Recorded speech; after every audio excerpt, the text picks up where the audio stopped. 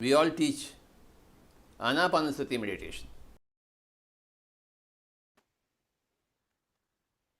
అమూల్య గారు. అందరికీ నమస్కారం అండి. నా పేరు అమూల్య. నేను 2 ఇయర్స్ 2 ఇయర్స్ అవుతుంది నేను ధ్యానంలోకొచ్చి. నేను రావడమే కలల ద్వారా నేను ఈ ధ్యానంలోకొచ్చాను. ఒక విషాదం ద్వారా నేను దీంట్లోకొచ్చాను.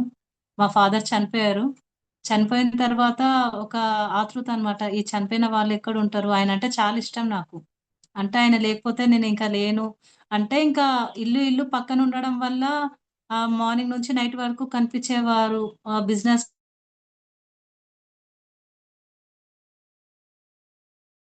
దగ్గర ఇద్దరం పాటుగా ఉన్నవాళ్ళం. అప్పుడు ఏంటివి ఉంటాయా? చావు, పుట్టుక అనేటివి ఉంటాయా? అనేది నాకు డౌట్‌లుండేది. అయితే అప్పుడు నేను వెతుకుతున్న టైంలో నాకు యూట్యూబ్‌లో సార్‌ది వీడియో కనిపించింది. ఆత్మీయులతో ఎలా మాట్లాడాలి అన్నప్పుడు నాకు కొంచెం అది ఉంటదనమాట. ఏదైనా తెలియకపోతే అది తెలుసుకోవాలి అని ఒకటుంటది. దాని ద్వారా నేను ఆ వీడియో చూస్తే సార్‌ది కనిపించినప్పుడు వాళ్ళన్నారు, నైట్ పడుకునే ముందు వాళ్ళతో మాట్లాడాలి అంటే, కనిపియాలి అంటే ధ్యానం చేసి అడగండి వాళ్ళని. కనిపిస్తారు అని చెప్పేసి అన్నారు. అప్పుడు నేను ప్రయత్నం చేశాను. అదే రోజు బాధపడుతూ, ఏడుస్తూ నేను ధ్యానం చేసి అడగంగానే నాకు అదే రాత్రి 3 గంటలకి కనిపించారనమాట. అది షాక్. అలా నేను ఈ ధ్యానంలోకొచ్చాను. ముందుగా నేను గురువందనం చేసుకుంటాను. మనందరి గురువైన బ్రహ్మర్షి పత్రి సార్‌కి, నాకు అద్భుతమైన జ్ఞానాన్ని అందిస్తున్న వంశీ సార్‌కి, నాకు కళల ద్వారా జ్ఞానాన్ని అందిస్తున్న విశ్వంలో ఉన్న మాస్టర్స్‌కి అందరికీ థాంక్ యూ సో మచ్. నా క్లాస్ వింటున్న మీకందరికీ, నాకీ క్లాస్ ఇచ్చిన యతీంద్ర గారికి, అందరికీ థాంక్ యూ సో మచ్. ఇలా నేను ఈ కళల ద్వారా ఈ ధ్యానంలోకొచ్చాను. నేను ఇక్కడ పొందుతున్న ఏవైతే అంటే ఈ ధ్యానంలోకొచ్చినంక నా హెల్త్ ఇష్యూస్ పోగొట్టుకున్నా. అంటే నా కళల్లో క్యాన్సర్ ముందుగా క్యాన్సర్ వచ్చేది. అన్నీ చూసుకున్నాను. చూసుకొని ఆ కళల ద్వారా కర్మ విపాకం ద్వారా నన్ను నేను సెట్ జేసుకున్నా. ఏదైతే నా లైఫ్‌లో మిరాకిల్ జరుగుతుందో అది అందరికీ తెలియాలి అని చెప్పేసి నేను బయట ఆఫ్‌లైన్ క్లాసులివ్వడము, ప్రచారం చేయడము ఇలాంటివన్నీ చేస్తున్నాను. నాలో జరుగుతున్న మిరాకిల్ 10 మందికవి అవసరపడాలి. వాళ్ళు మార్చుకోవాలి. దీంట్లో ఉన్న అద్భుతాలు అందరికీ తెలియాలని కష్టపడుతున్నాను. థాంక్ యూ అండి. నేను చెప్పబోయే టాపిక్ దైవ సందేశాలు. అంటే మనకి ధ్యానం చేసే వాళ్ళకి బాగా సందేశాలొస్తాయి. ధ్యానం చేసి పడుకున్న తర్వాత మనకి కలల్లో సందేశాలొస్తాయి. అంటే అవి ఎలా వస్తాయంటే ధ్యానంలో మనకు వచ్చే సందేశాలు ఎవరు పంపిస్తారు? Messages from masters. అంటే మాస్టర్స్ నుంచి మనకి సందేశాలు ఎలా వస్తాయి? అంటే ఆ పరమాత్మ నుంచి సందేశాలు ఎలా వస్తాయి? వాటిని ఎలా అర్థం చేసుకోవాలి? అంటే మనకొచ్చేటివన్నీ సందేశాలనా? మెసేజెసేనా? లేకపోతే మన ఊహనా? అంటే మార్నింగ్ నుంచి నైట్ వరకు మనం ఎన్నో పనులు చేస్తూ ఉంటాం.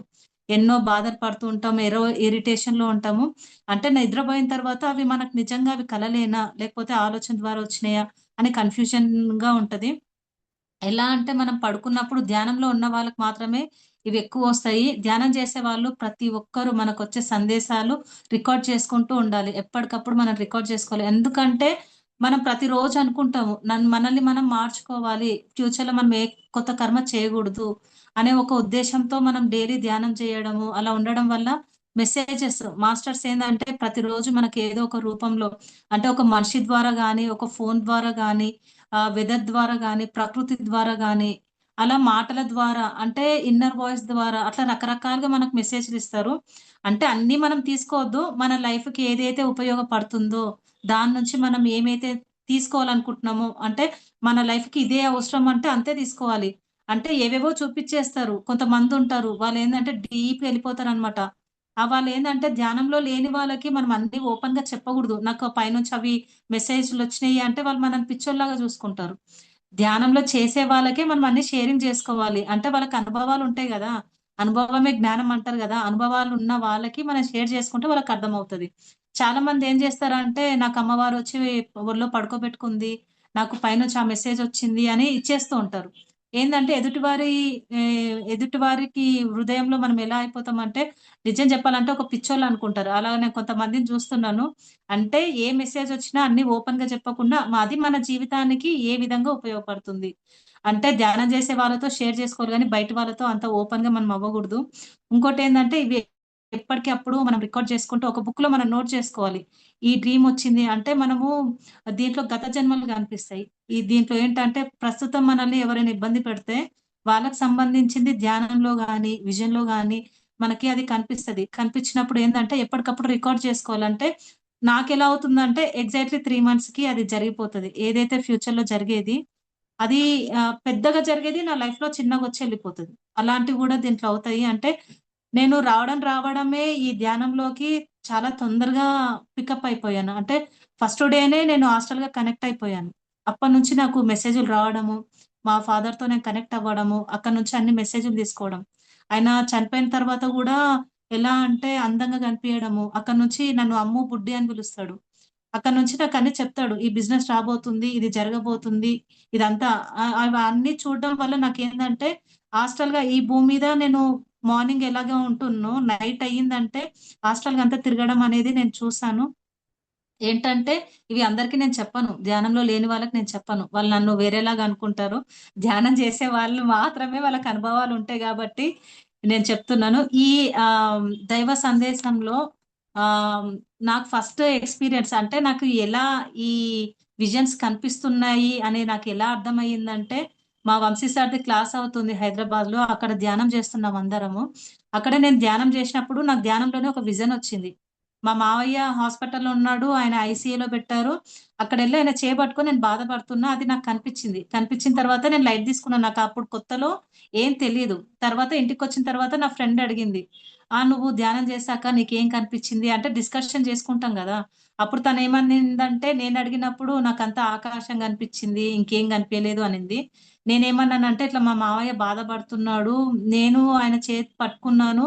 అంతవరకు నాకు కనిపిచ్చింది" అని అన్నాను. తర్వాత దాని గురించి వదిలేసా. మనం అంత పట్టించుకోం గదా! స్టార్టింగ్‌లో. అది కనిపిచ్చింది అంతవరకే అనుకుంటాం. తర్వాత కరెక్ట్ ఎగ్జాక్ట్‌లీ 3 డేస్‌కి మా అత్తయ్య ఫోను జేసి, "మావయ్యకి బాలేదు. సీరియస్ ఉంది. ఐసీయూలో అడ్మిట్ చేశాము. హాస్పిటల్‌లో ఉన్నారు. ఐసీయూలో ఉన్నారు. నువ్వు రా నిన్ను అడుగుతున్నాడు" అనంగానే నేను వెళ్ళాను. అసలాయన సర్జరీ అవ్వదు. అప్పటికి నేను ధ్యానం చేసుకుంటూనే ఎళ్తున్నా. ఆయనకేం అవ్వగూడదు. ఆయన బాగుండాలి. ఆయన సెట్ అవ్వాలి అని జెప్పేసి కోరుకుంటూ వెళ్ళిపోయాను. అక్కడికెళ్ళిన తర్వాత అది సేమ్ సిట్యుయేషన్ అన్నమాట. నేనెక్కడైతే విజన్‌లో జూసానో అక్కడ ఆయన చేపట్టుకోవడము, ఆయన బాధపడ్డము, నేనక్కడ ఉన్నాను. అది చూసుకున్నాను. కానీ నాకప్పుడు గూడా నాకేం తెలీదు. నేను ఆ సీన్ చూసుకున్నా గూడా నాకు అరే! నేను ఇది ఇంతకుముందు చూసుకున్నానే అని నాకు తెలీదు. ఇంటికొచ్చినాక నా ఫ్రెండ్ అడిగింది. మీ మావయ్య ఎలా ఉన్నారు?" అంటే, లేదు బానే ఉన్నారు. బాధపడుతున్నారు" అన్నప్పుడు అనింది, "నువ్వు ఇదే ఇంతకుముందు చూసుకున్నావు. నీకు విజన్‌లో ఇది కనిపిచ్చింది. నువ్వు పట్టించుకోలేదు" అంటే అప్పుడు ఆలోచిస్తే నాకనిపిచ్చింది. అప్పటినుంచి నాకర్థమైపోయింది.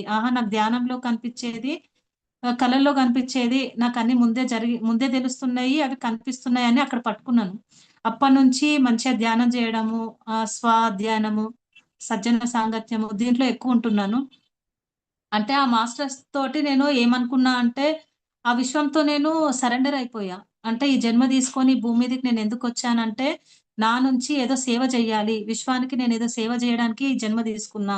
నాకు చూపియడం గూడా ఎలా చూపిస్తారంటే, నన్ను నేను మార్చుకోవడానికి, నన్ను నేను సెట్ చేసుకోవడానికి, రేపేం జరుగుతుందో నువ్వు ఇలా ఉండు. నీకిది జరగబోతుంది. ఇది మార్చుకో అని ఇన్నర్ వాయిస్ కూడా నాకు చెప్పేయడం వల్ల నేనింకా దీంట్లో డీప్‌గా వెళ్ళడము, మెసేజ్ తీసుకొని నన్ను నేను మార్చుకుంటున్నా. అంటే ఇందులో ఏందంటే, దీన్ని ఓవర్‌గా తీసుకోకుండా మన లైఫ్‌కి ఏదైతే సరిపోతుందో, మనల్ని మనం మార్చుకోవడానికి ఏదైతే ఉపయోగపడుతుందో, అంతవరకు మాత్రమే దీన్ని తీసుకోవాలి. అలా నేను దీంట్లో ముందుకి వెళ్ళిపోతున్నా అనమాట. ఆహ్, ఈ సందేశాలు తీసుకొని నా లైఫ్‌ని నేను మార్చుకోవడం జరుగుతుంది. అలాగే చాలామంది ఏం చేస్తారంటే, ఎక్కడెక్కడో ధ్యానం చేస్తారు. ఇప్పుడు ఒక తపస్వి ఉన్నాడు. ఆయన ఏంటంటే అడవులలో ఎక్కడో ఎళ్లి కొన్ని సంవత్సరాలు ధ్యానం జేశాడు. ధ్యానం జేసి నాకు మెసేజులు రావాలి ఆ భగవంతుడి నుంచి, నాకు శక్తులు రావాలని చెప్పేసి ఎన్నో సంవత్సరాలు ఇంట్లో ఉంటే డిస్టర్బ్ అవుతాము. పిల్లలు, భార్య, సంసారం అని జెప్పేసి అడవిలోకెళ్ళిపోయి ఆయన కొన్ని సంవత్సరాలు తపస్సు జేశాడు. చేసిన తర్వాత ఏం చేశాడంటే ఇంటికొచ్చాడు. కొన్ని సంవత్సరాల తర్వాత ఇంటికొచ్చిన తర్వాత అందరూ అడుగుతారు గదా! "నువ్వు ఇన్ని సంవత్సరాలు వెళ్ళావు గదా! ఏమయ్యింది? ఏం జరిగింది? నీకు ఏ మెసేజొచ్చింది?" పైనుంచి అని అడిగినప్పుడు వాళ్ళ ఇంట్లో వాళ్ళు అడిగినప్పుడు అప్పుడాయన బ్లాంక్. అంటే ఏం చెప్పలేకపోయాడు. అంటే ఆయనకేం గుర్తుకు లేదు. అంటే ఇన్ని సంవత్సరాలు చేసిన తపస్సు అంతా వృధా అయిపోయింది గదా! అలాగే మన ధ్యానంలో మనకు రాత్రి పూట ఎన్నో మెసేజ్‌లన్నీ ఒస్తాయి. అదేందంటే మనం దాన్ని వృధా కానీయగూడదు. వచ్చిన ప్రతి మనం కష్టపడుతుంది ధ్యానంలో కష్టపడుతుంది మనల్ని మనం మార్చుకోవడానికి గదా! మనకు ఆ భగవంతుడు ఇస్తున్న సందేశాలని మనం ఉపయోగించుకోవాలి. అది మంచికి ఉపయోగించుకోవాలి అనేది నేనిక్కడ తెలుసుకున్నాను.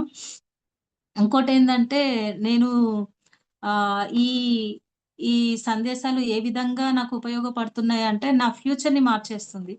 నా గతంలో చూసుకున్నయి ఫ్యూచర్‌లో ఏదో జరగబోయేది అది ఆపేస్తుందనమాట. నా మా ఫాదర్‌తో నేనెలా కనెక్ట్ అయిపోయానంటే హాస్టల్‌గా ఆయన రూమ్‌కి నేను వెళ్ళిపోయా. నేనొక బస్ స్టాప్‌లో ఉన్నాను. అక్కడ మా ఫాదరొచ్చి నా పక్కన నిలబడ్డారు. మనకిక్కడ ఎలా కనిపిస్తారంటే వాళ్ళకి పొట్ట ఉంటది, ఏజ్డ్‌గా ఉంటారు, ఎలాగో ఉంటారు గదా! హాస్టల్‌గా వాళ్ళు చనిపోయినప్పుడు మనం పైకి వెళ్లి ఒకవేళ మన సోల్ పైకెళ్ళినప్పుడు వాళ్ళు మనతో కలిసినప్పుడు వాళ్ళెలా ఉంటారంటే యంగ్‌గా ఉంటారు. షైనింగ్‌గా ఉంటారు. అంటే వాళ్ళ ఆరా వాళ్ళు ఏదైతే వాళ్ళ మనసు, వాళ్ళ స్థితి ఎలా ఉంటుందో వాళ్ళు ఒక అద్భుతమైన ఆరా ఉన్నప్పుడు గోల్డ్‌గా ఉంటారు. సిల్వర్ కలర్‌లో ఉంటారు. అంటే ఆ ఆరోలో గూడా డిఫరెన్స్ ఉంటాయి. మా ఫాదర్ ఎలా అంటే గోల్డ్ లాగా ఉంటారు. షైనింగ్‌గా ఉంటారు. ఇప్పుడున్న పర్సనాలిటీ అలా ఉండదు. ఆయన పొట్ట ఉండదు. హ్యాండ్సమ్‌గా ఉంటాడు. అక్కడికెళ్ళినంక నేను షాక్ అయిపోతా. ఏంటి డ్యాడీ నువ్వు ఇక్కడికొచ్చినంక ఇంత బాగా అయిపోయావు అని షాక్ అవుతూ ఉంటాను. అక్కడ ఏం చేశాడంటే నా చెయ్యి పట్టుకొని తీసుకెళ్ళి తన రూమ్‌కి తీసుకెళ్ళాడు. ఆ రూము గూడా నేను మొత్తం చూసా. ఇక్కడున్నప్పుడు మా ఫాదర్ ఎలా అంటే ఇల్లు చిందరగా ఎక్కడున్న వస్తువు అక్కడ పడేసేవాడు. కానీ ఆయన రూమ్ ఎంత నీట్‌గుందంటే షాక్ అవుతున్నా. కిందుంటే నువ్వు ఇలా ఉంటావు. ఇక్కడేంది ఇంత బాగున్నావు నువ్వు అని అయితే నాకు పరిచయం చేస్తున్నాడు. ఈయన నా రూమ్‌లో ఈయన ఉంటాడు. ఈయనతో పాటు నేనున్నాను. ఇక్కడికి ఇంకొక వ్యక్తి రాబోతున్నాడు. థర్డ్ పర్సన్ నా దగ్గర రాబోతున్నాడు అన్నప్పుడు నేనేం చేస్తున్నా అంటే ఆయన నా చేయి పట్టుకున్నాడు. పట్టుకున్నప్పుడు నాకు స్పర్శ తెలుస్తుంది. తెలిసినప్పుడు నేను ఫీల్ అవుతున్నా. అంటే ఆయన చెప్పింది నేను వినట్లేను. ఆ స్పర్శ నేను ఫీల్ అవుతున్నా. అమ్మ ఇన్ని రోజుల తర్వాత మా ఫాదర్ దగ్గరికి వెళ్ళిపోయా. ఆయన పట్టుకుంటే ఆ స్పర్శ నాకు తెలుస్తుంది అనే ఫీల్‌లో ఉన్నాను. అప్పుడు అడగలేదు క్వెషను. ఇక్కడికొచ్చేది ఎవరు అని నేను అడగలేదు. అడగకుండా అదే ఫీల్‌లో ఉన్నా. ఆయన నా చేయి పట్టుకున్నప్పుడు హ్యాపీనెస్‌లో ఉన్నా. అన్న తర్వాత ఎక్కడైతే ఆ రూమ్‌లో ఒక పెద్ద టేబుల్ ఉంది. అది బరువుగా ఉంటే మా ఫాదర్ తీస్తున్నాడు దాన్ని. తీసి బలవంతంగా దాన్ని గట్టిగా తీసి పక్కన పెడుతున్నాడు. పెట్టేసి ఇక్కడ ఒక వ్యక్తి రాబోతున్నాడు. ఇక్కడ ఈ రూమ్‌లో ముగ్గురం కంటే ఎక్కువ పట్టము. ఆ వచ్చే వ్యక్తి ఇక్కడే పడుకుంటాడని నాకు చూపిస్తున్నాడు. అయితే నేను అడగలేదు. నేను ఒక క్వెషన్ అడిగాననమాట. ఏంటి ఎప్పుడు నేనే నీ దగ్గరకొస్తున్నా, నేను కలుస్తున్నా, వెళ్ళిపోతున్నాను కానీ ఇంకా ఇంతేనా? మన లైఫ్ ఇంతేనా? ఇగ అయిపోయిందా ఇక్కడికి? అని నేను క్వెషన్ అదొక్కటేస్తే అంటున్నారు. అయిపోయింది ఇంకేముంది? ఇంతేగా, ఇంతేగా అన్నాడు. అంతే అయిపోయింది. అక్కడికి అయిపోయింది ఆ డ్రీము. అయిపోయిన తర్వాత నా మైండ్‌లో అదే ఉంది. ఇక్కడి నుంచి పోయేవాళ్ళు ఎవరు? అంటే నాకు పాస్ట్‌లో జరిగినవన్నీ ఫ్యూచర్‌లో జరిగిపోతాయి. 3 మంత్స్ ఎగ్జాక్ట్‌లీ 3 మంత్స్. 3 మంత్స్‌లో నేను చూసుకున్నంత జరిగిపోతుంది గదా! ఇక్కడి నుంచి వెళ్ళేవారు ఎవరు? మా ఫాదర్ చెప్పింది ఎవరు? అని డౌట్ ఉండే. రోజు అది మైండ్‌లో ఒక క్వెషన్ మార్క్ ఉండేది నాకు. అలా క్వెషన్ మార్క్ ఉన్నప్పుడు మా అత్తయ్య ఫోను జేసి ఒకటే అనిందనమాట. అంటే వాళ్ళ బ్రదర్ చనిపోయారు. మా ఫాదర్ ఆయన చాలా క్లోజ్ ఫ్రెండ్స్ అన్నమాట.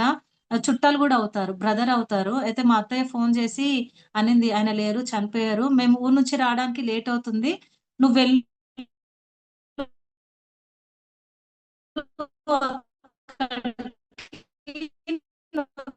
వెళ్ళి మా బదులు నువ్వెళ్ళు" అంటే ఇంక నా మైండ్‌లో బెస్ట్‌లా ఒక దగ్గరే గదా! ఇతనేనేమో ఇతని గురించే జెప్పాడేమో అనుకుంటూ వెళ్ళిపోయా. వాళ్ళ ఇంటికి వెళ్ళగానే నేను ఇంతకుముందు ఎవరైనా చనిపోతే భయపడి దగ్గరికి వెళ్ళేదాన్ని గాదు.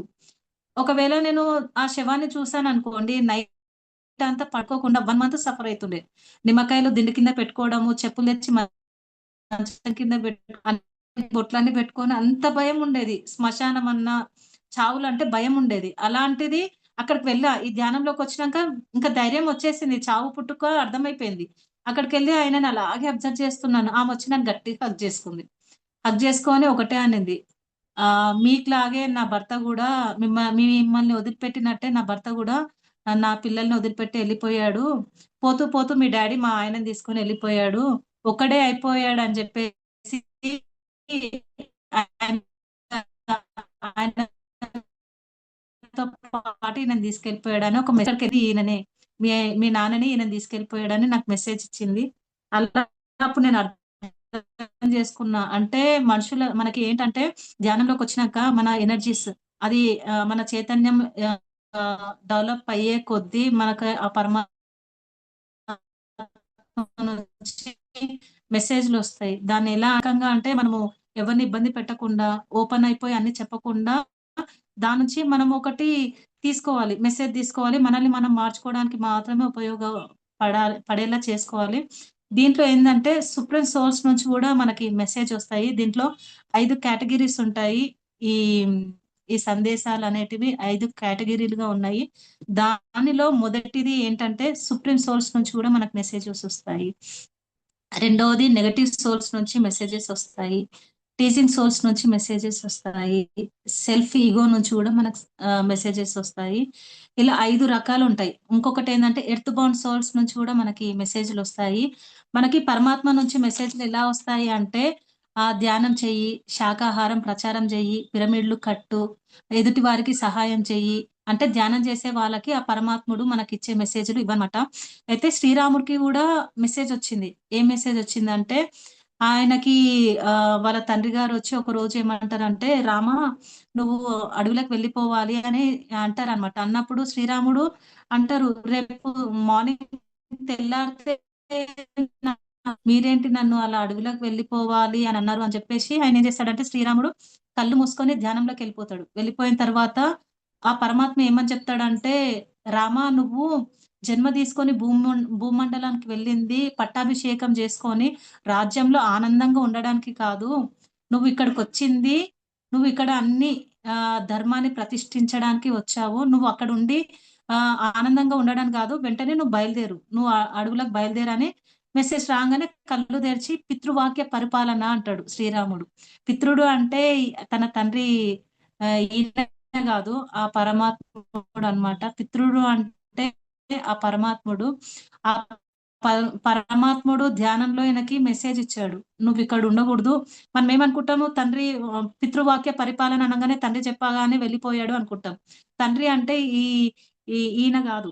మనకి పైనున్న విశ్వాత్మ అక్కడి నుంచి వచ్చిన మెసేజ్ తీసుకొని ఈయన అడవిలోకి వెళ్ళిపోయేటప్పుడు లక్ష్మణుడు అడ్డుపడతాడు. "నువ్వు రేపు పట్టాభిషేకం చేసుకోవాలి గదా! నువ్వెలా ఎళ్ళిపోతావా" అని వాళ్ళ నాన్న మీదకి కత్తి తీసినప్పుడు రాముడు అడ్డుకొని ఏమంటాడంటే ఆహ్, "లక్ష్మణ ఇది పితృవాక్య పరిపాలన అని అంటున్నాను గదా! పితృడు అంటే ఈ పితృడు గాదు. పరమాత్మ నుంచి నాకు సందేశం వచ్చింది" అని చెప్పి ఆయనకు సర్ది జెప్పి అడవిలోకెళ్ళిపోయారు. అంటే మనకొచ్చే సందేశాలు భగవంతులకు గూడా మెసేజ్‌లొచ్చేది. అంటే వాళ్ళు భూమి మీద ఏదో మంచి చెయ్యాలి. మనకి ఫ్యూచర్‌లో అందరికి ఉపయోగపడాలి. ఇప్పుడు ఈ భగవంతుడు ఇన్ని ఇన్ని జన్మలెత్తుతున్నారు అంటే, అది ముందు ముందు తరాలకి ఉపయోగపడడానికి.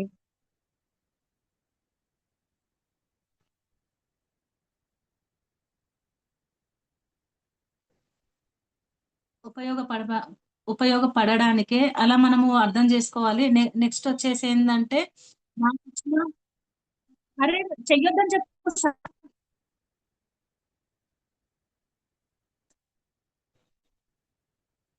నాకు ఒక ఒక సందేశం వచ్చిందండి. ఎలా వచ్చిందంటే, నా నోటి ద్వారా నా లైఫ్‌లో ఏదో జరగబోయేది నాకు కనిపిచ్చింది.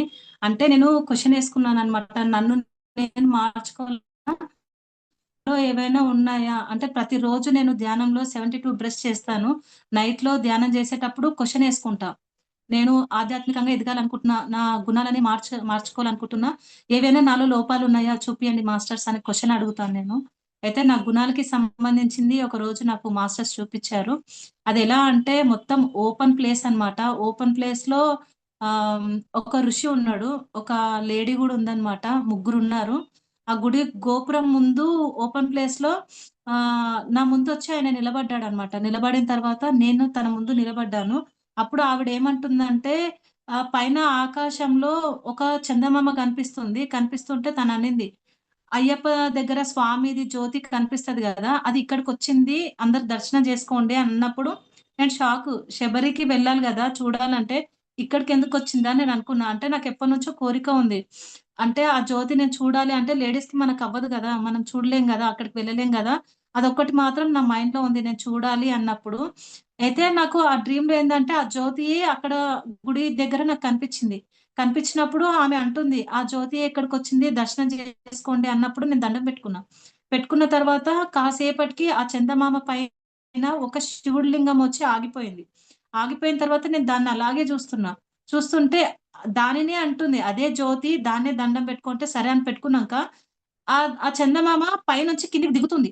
పైనుంచి కిందికి దిగి భూమి మీదకి నా పక్క నుంచి వాటర్‌ది ఉందన్నమాట. ఆ వాటర్‌లో ఎలా అంటే శివుడి లింగం ఉంది. పక్క నుంచి వాటర్ వెళ్ళిపోతున్నాయి. చందమామ దిగి ఆ నీళ్ళలో నుంచి వెళ్ళిపోతుంది. నేను పరిగెత్తుకుంటా అయ్యో! దిగుతుంది గదా! చందమామ కిందకి దిగుతుంది. నేను మళ్ళీ ఇంకా దగ్గరెళ్లి చూస్తా అని చెప్పేసి దానెంట నేను పరిగెడుతూ ఉన్నాను. అక్కడ కిందకెళ్ళిన తర్వాత వాటర్‌లో ఆ చందమామ శివుడితో అంటుకొని వెళ్తుంది. ఆ శివుడు పక్క నుంచి నీళ్ళలో వెళ్ళిపోతుంటే అది నేను దర్శనం చేసుకున్నాను. చేసుకున్న తర్వాత వెనక్కొచ్చా. వెనక్కొచ్చిన తర్వాత నా ముందు మహర్షి ఆయన వశిష్ఠ మహర్షులుంటారు గదా! అఘోరి టైప్‌లో వాళ్ళలాగా కనిపిస్తున్నారు. ఆయన చాలా పవర్‌ఫుల్‌గా కనిపిస్తున్నారు. అప్పుడు ఏమంటున్నారంటే నా ముందు నిలబడిపోయాడు. నిలబడిపోయి ఏమంటున్నారంటే, "నువ్వు మామూలు మనిషివి గాదు. నీలో అద్భుతమైన శక్తులున్నాయి." అప్పుడు నేనెలా అరుస్తున్నానంటే 2 చేతులు ఇలా స్ట్రెయిట్‌గా పెట్టేసి తల పైకి పెట్టినప్పుడు నాలో విశ్వశక్తి పడుతుంది. కుప్పలు కుప్పలుగా నా బాడీలోకెళ్ళిపోతున్నప్పుడు నేను అరుస్తున్నా. ఆ పవర్ నేను తట్టుకోలేక అరుస్తున్నప్పుడు ఆయన అంటున్న మాటలు, "నువ్వు మామూలు మనిషివి గాదు. నీలో అద్భుతమైన శక్తులున్నాయి" అని చెప్పి 2 పదాలన్నాడు. అన్న తర్వాత నన్ను చేపట్టుకొని తీసుకెళ్ళి ఆయనేం చేశాడంటే ఒక బండ మీద నాలుకతో నాకాడనమాట. చాలా పెద్దగయింది నాలుక.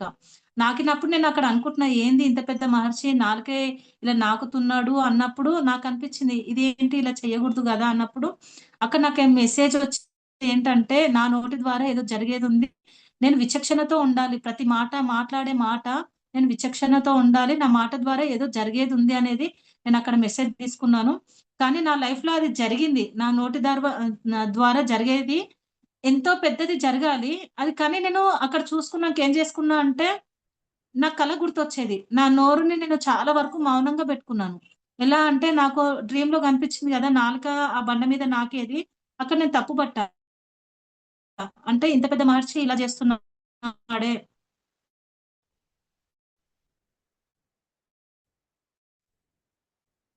అంటే నేను ఈ నా మాట ద్వారా ఏదో జరగబోతుంది. నేను సైలెంట్‌గుండాలి అని చెప్పి చాలా వరకు సైలెంట్‌గున్నా. అయినా గూడా ఒక చిన్న ఇష్యూ జరిగింది.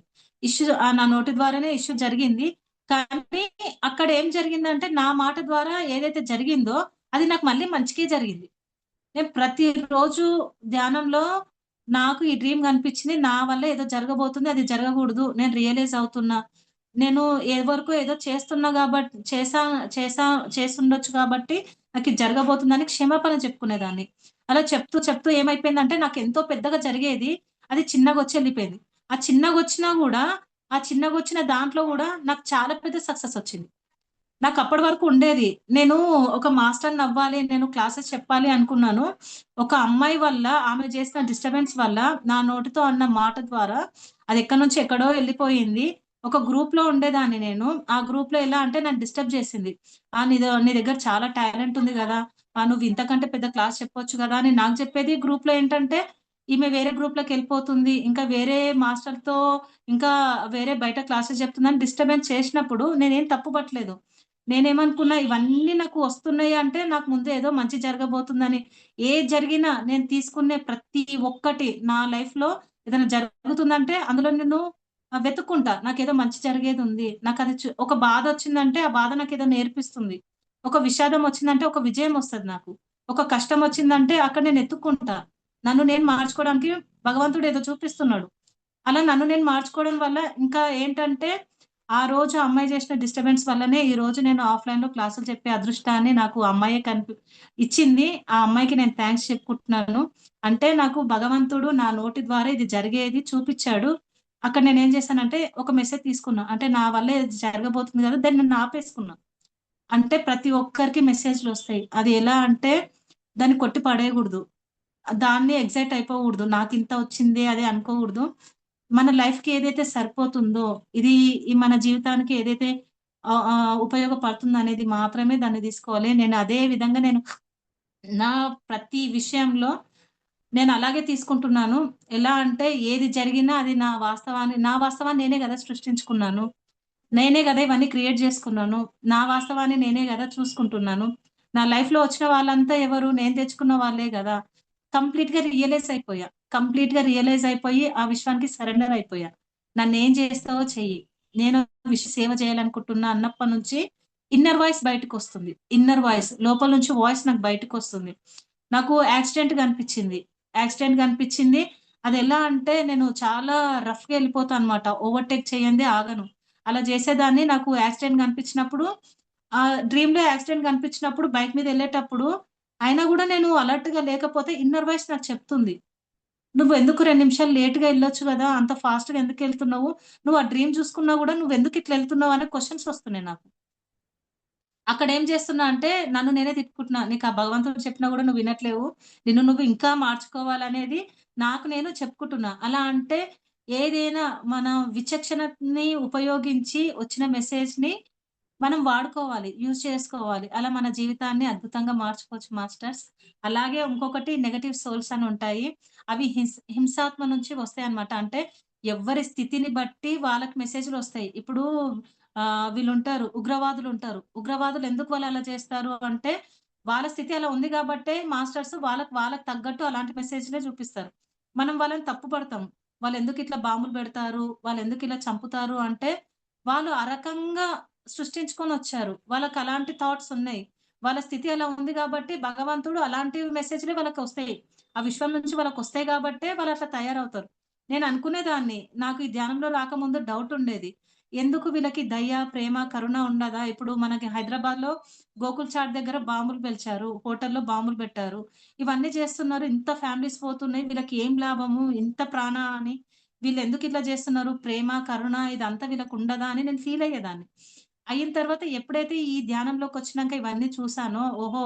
వీళ్ళిలా ఉన్నారంటే వాళ్ళ ఆత్మస్థితి అలా ఉంది గాబట్టే వాళ్ళకి మెసేజ్‌లొస్తున్నాయి.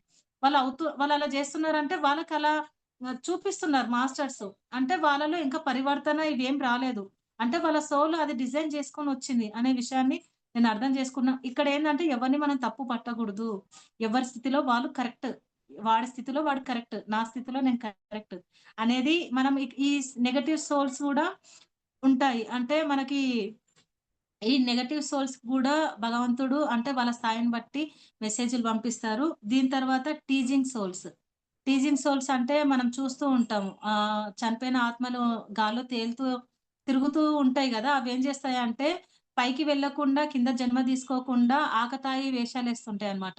అంటే ఆట పట్టించడం, వీక్‌గా ఉండడం. కొంతమంది వీక్‌గా ఉంటారు.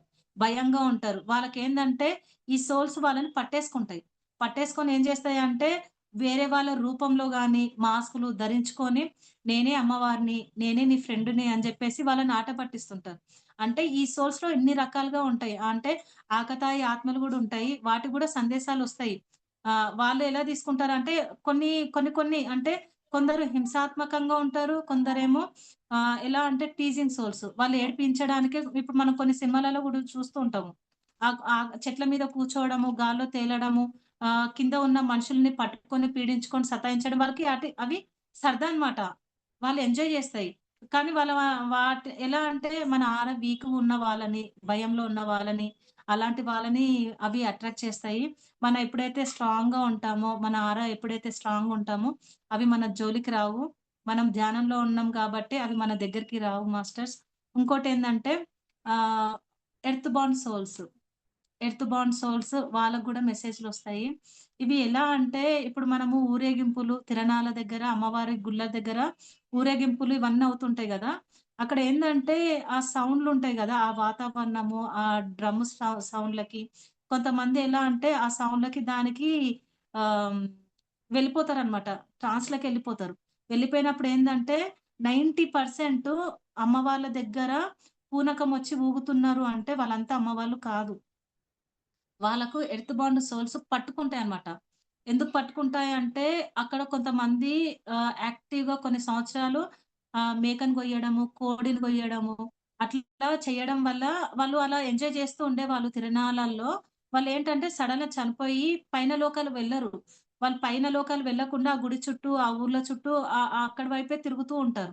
వాళ్ళేం చేస్తారంటే, ఈ తిరణాలొచ్చిన టైంలో ఎవరైతే వీక్‌గా ఉంటారో ట్రాన్స్‌లోకి వెళ్తుంటారో వాళ్ళని వీళ్ళు పట్టుకుంటారు. ఎర్త్ బౌండ్ సోల్స్ భూమి మీద బంధింపబడ్డ ఆత్మలు అవేం చేస్తాయంటే వీక్‌గున్న ట్రాన్స్‌లోకి వెళ్తున్నప్పుడు అవి పట్టేసుకుంటాయి.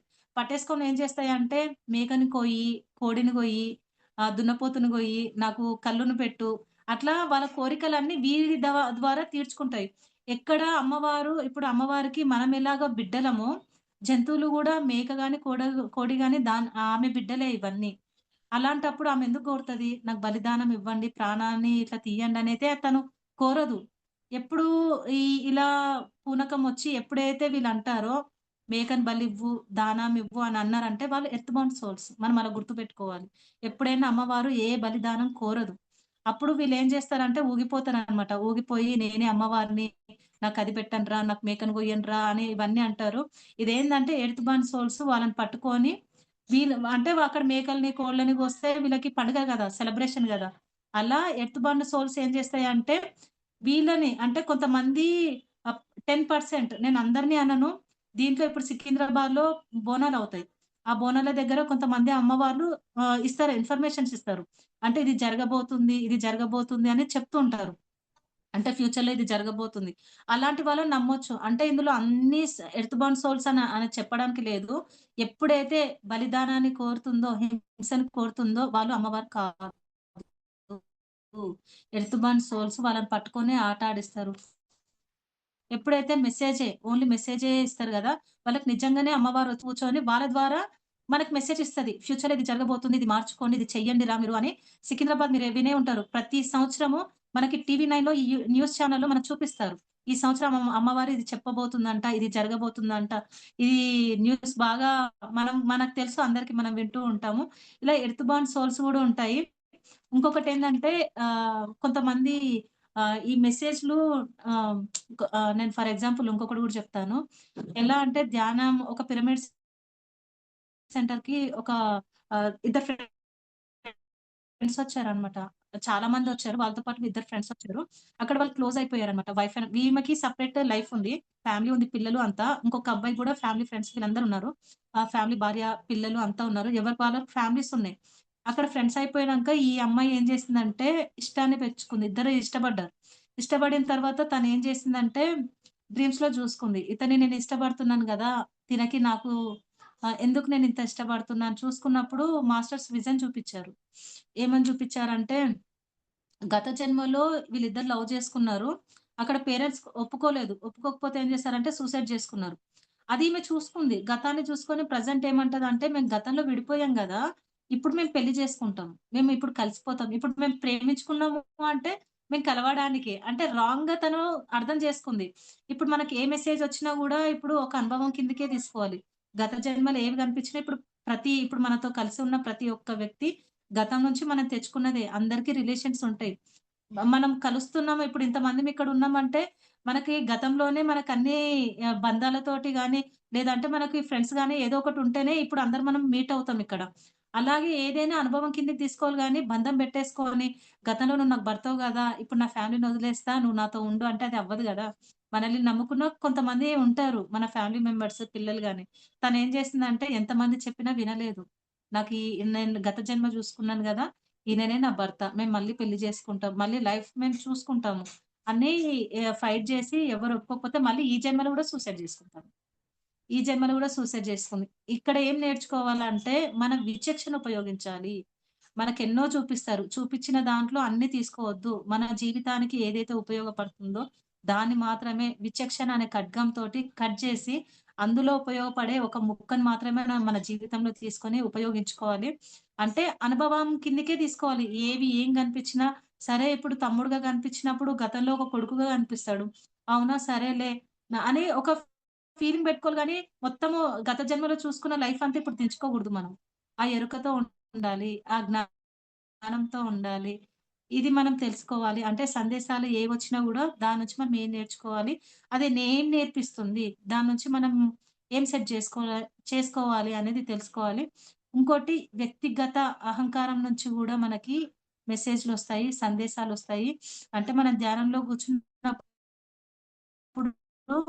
వాడు చెప్పింది విను, వీడు చెప్పింది విను, అలా చెయ్యి, ఇలా చెయ్యి అని మనకి కొంతమందికి చూపిస్తాయన్నమాట. చూపించినప్పుడు నువ్వు ధర్మంగా ఉన్నప్పుడు, నిజాయితీగా ఉన్నప్పుడు, నేను ఇది చెయ్యాలి, విశ్వానికి సేవ చేయాలని అనుకున్నప్పుడు ఎవరేం చూపించినా మనం అవి వినగూడదు.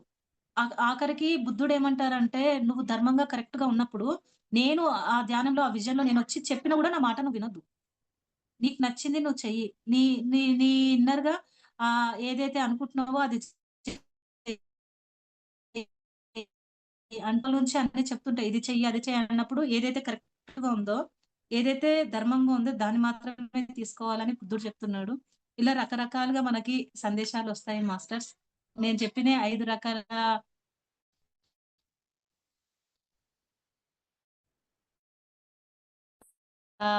ధ్యానం చేసే ప్రతి ఒక్కరికి మెసేజ్‌లొస్తాయి. వీటిని ఎలా తీసుకోవాలంటే, దాన్ని మన జీవితంలో తీసుకొచ్చి ఇంప్లిమెంట్ చేసుకొని, అద్భుతంగా మార్చుకోవాలి గానీ, దాన్ని వేరే విధంగా చేసుకొని డిస్టర్బ్ చేసుకోవద్దు. అంటే పక్క వాళ్ళకి కొంతమంది ఎక్స్‌పీరియన్స్ వస్తే చెప్పేస్తారు అన్నీ. అంటే ఒక అహంకారం. ఇప్పుడు స్టార్టింగ్‌లో ఎలా అంటే, బాగా విజన్స్ కనిపిస్తున్నాయనుకోండి, నేను గొప్ప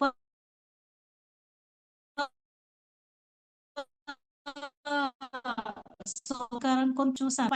పైనుంచొచ్చిన మెసేజ్‌లు మనమేందంటే, డైరెక్ట్ ఇంట్లో వాళ్ళకి గాని, వాళ్ళకి ధ్యానం చెయ్యరు. వాళ్ళకేం తెలీదు. మనము నేనే అమ్మవారిని, అమ్మవారు నాకు అలా చేసిందని చెప్తే పిచ్చోళ్ళ కిందకే చూస్తారు వాళ్ళు మనల్ని. అలాగే ఒక ఫ్యామిలీ డిస్టర్బ్ అయిపోయింది. ఆమె ఏందంటే, ఆల్రెడీ కౌన్సెలింగ్ ఇచ్చారు. నువ్వు ఏం జరిగినా గూడా నువ్వది ఇన్నర్‌గా పెట్టుకో. దాని నుంచి నువ్వు మార్చుకో అంటే, ఆమె సెకండ్ టైమ్ గూడా ఏం చేసిందంటే, ఆహ్, పూనకమొచ్చి ఊగిపోవడం, నేనే అమ్మవారిని, నాకు పైనుంచి మెసేజ్‌లొస్తున్నాయని చేయడం వల్ల ఏందంటే, ధ్యానానికి మొత్తం దూరం అయిపోతాం. ఆ వచ్చే మెసేజ్‌లు గూడా ఆ భగవంతుడు ఇవ్వడు. అంటే వాళ్ళేందంటే లైఫ్ డిస్టర్బ్ అయిపోతది.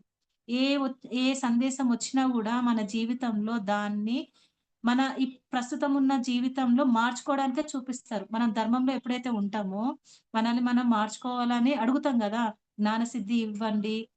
నాకు నా గుణాలను మార్చండి. నాలో ఏమైనా లోపాలుంటే నేను సరిదిద్దుకుంటా అని సరెండర్ అయిపోతాం మనం విశ్వానికి. అయిపోయినప్పుడు ఏం చూపిస్తారంటే ప్రతిరోజు ఏదో ఒకటి కలల ద్వారా లేదా ధ్యానంలో విజన్ ద్వారా మనకివన్నీ చూపిస్తారనమాట. దాని ద్వారా మన జీవితాన్ని సరిచేసుకోవాలి గానీ డిస్టర్బ్ చేసుకోవద్దు మాస్టర్స్. ఆహ్, థాంక్ యూ మాస్టర్స్. నా క్లాస్ విన్న మీకందరికీ ఇంతసేపు విన్న మీకందరికీ thank you so much. Thank you అండి అమూల్య గారు.